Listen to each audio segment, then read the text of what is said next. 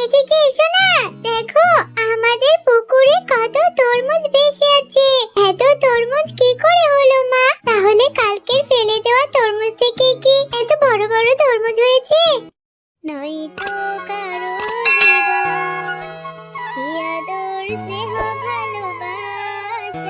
আরে শেফা, দাঁড়া দাঁড়া, এত মনে সুখে গান গাইতে গাইতে কোথায় যাচ্ছিস?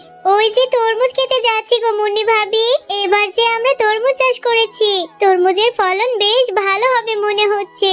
তা তরমুজ খেতে যাচ্ছ ভালো কথা, হাতে আবার এই টিফিন বাটি কেন?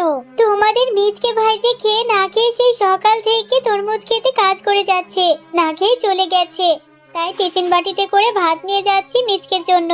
এই কথা বলে শেফা শিয়ালিনী সেখান থেকে চলে যায়।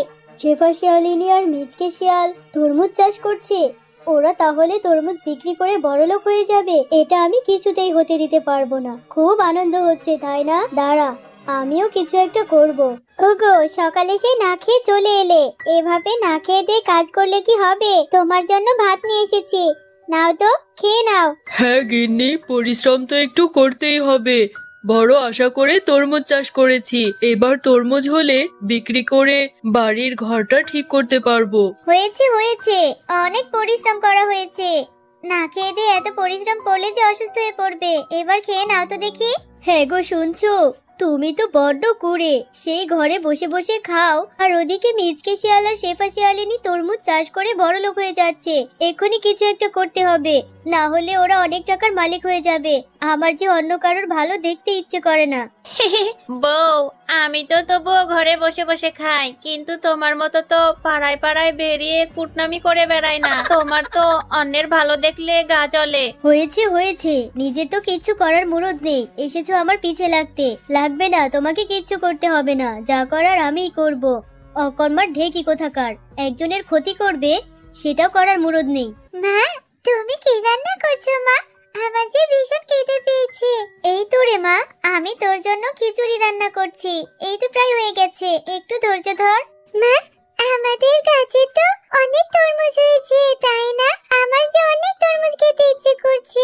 তাহলে আমি আমাদের জমিতে গিয়ে কিছু তরমুজ নিয়ে আসি, আমি তারপর তরমুজ খাবো। টুম্পা, তুই তরমুজ খাবি? তরমুজ তো এখনো পাকেনি ভালো করে, কিছুদিন যাক তারপর খাস। আর এখন তুই জমিতে কি করে যাবি একা একা? না মা, আমার অনেক তরমুজ খেতে ইচ্ছে করছে, আমি এক্ষুনি যাব আর জমিতে গিয়ে তরমুজ নিয়ে আসবো। আমি তো একা যাব না, আমার বন্ধু পিঙ্কিকে সাথে করে নিয়ে যাব। পিঙ্কিও তরমুজ খেতে পেলে অনেক খুশি হবে। দেখো মেয়ের কাণ্ড, তাড়াতাড়ি চলে আসবি কিন্তু টুম্পা। ওই তো দেখছি টুম্পা আসছে। টুম্পা মনে হয় আমার সাথে খেলা করতে আসছে। পিঙ্কি, চল আমার সাথে যাবি? আমি আমাদের তরমুজের জমিতে যাব। আমাদের তরমুজের জমিতে অনেক তরমুজ হয়েছে। চল আমরা গিয়ে বড় একটা তরমুজ নিয়ে আসব, তারপর মজা করে খাবো। সত্যি বলছিস টুম্পা? আমারও না তরমুজ খেতে অনেক মজা লাগে। ঠিক আছে, আমিও যাব তোর সাথে, আমাকেও তরমুজ খেতে দিবি কিন্তু। চল। এরপর টুম্পা ও পিঙ্কি দুজন মিলে টুম্পাদের তরমুজের জমিতে চলে যায়। পিঙ্কি দেখ, আমাদের তরমুজের জমিতে কত তরমুজ হয়েছে। চল বড় একটা তরমুজ নিয়ে বাড়িতে যাই, তারপর মাকে বলবো কেটে দিতে, দুজন মজা করে খাবো। এরপর টুম্পা তাদের তরমুজের জমি থেকে বড় একটা তরমুজ তুলে আর তরমুজটি নিয়ে বাড়ির দিকে চলে যায়। মা, ও মা, তাড়াতাড়ি বাইরে বেরিয়ে এসো।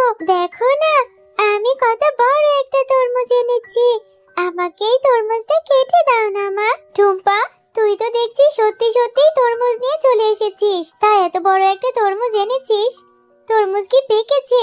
হ্যাঁ মা, তরমুজগুলো অনেক বড় বড় দেখাচ্ছিল, মনে হয় পেকে গেছে। না পাকলে কাঁচা তরমুজই খাবো। তুমি আমাকে আর পিঙ্কিকে তরমুজটা কেটে দাও না। আচ্ছা ঠিক আছে, চল ঘরে, তরমুজ কেটে দেব, দেখবো কত খেতে পারিস। এরপর ঘরে গিয়ে টুম্পার মা তাদের দুজনকে তরমুজ কেটে দেয় আর তারা দুজন অনেক মজা করে তরমুজ খেতে থাকে। কাকিমা, তোমাদের জমি তরমুজ অনেক মজা। আমি অনেক তরমুজ খেয়েছি। বাড়িতে গিয়ে মাকে বলবো তোমাদের থেকে তরমুজ কিনে নিয়ে যেতে। পিঙ্কি, তোমার তরমুজ ভালো লেগেছে? আমাদের থেকে তরমুজ তোমার কিনে খেতে হবে না, তোমার যখন ইচ্ছে হবে আমাদের বাড়িতে চলে আসবে, পেট ভরে তরমুজ খেয়ে যাবে। এই পিঙ্কি, কোথায় গিয়েছিলি? সেই কখন থেকে তোকে আমি খুঁজে বেড়াচ্ছি। বিকালে মাঠে গেলি খেলার জন্য, বিকাল গড়িয়ে সন্ধে হয়ে এলো, এখন তুই বাড়িতে ফিরেছিস? মা, আমি টুম্পার সাথে টুম্পাদের তরমুজের জমিতে গিয়েছিলাম, আর টুম্পাদের জমি থেকে তরমুজ এনে আমি তরমুজ খেয়েছি, অনেক মজা লেগেছে। কি বললি তুই? তোর বড্ড সাহস বেড়েছে, তাই না? তুই ওই টুম্পাদের বাড়িতে গিয়েছিলি তরমুজ খেতে?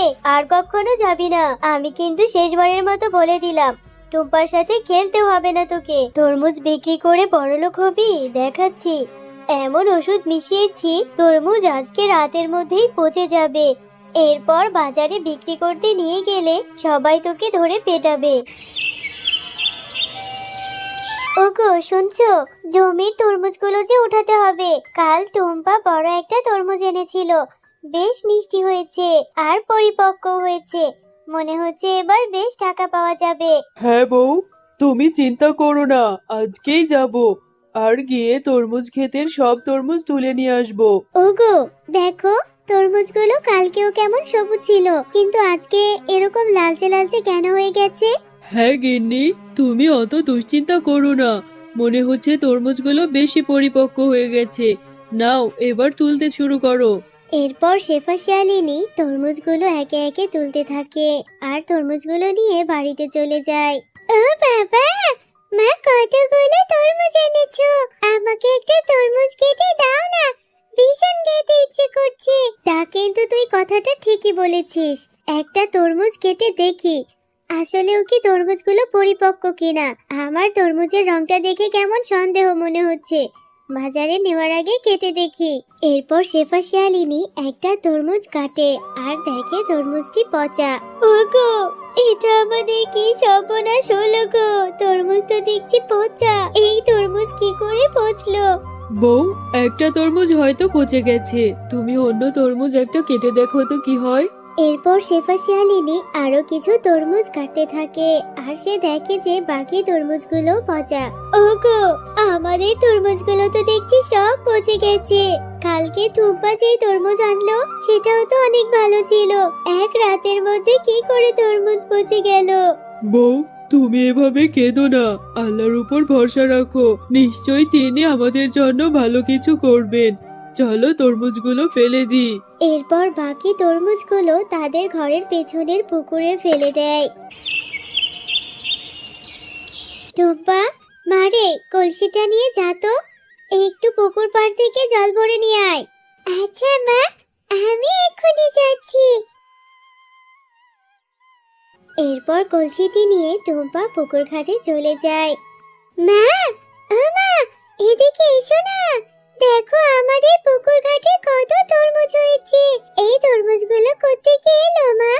তাহলে কালকে যে তরমুজগুলো ফেলে দিয়েছিলে সেই তরমুজগুলো থেকে কি এত বড় বড় তরমুজ হয়েছে?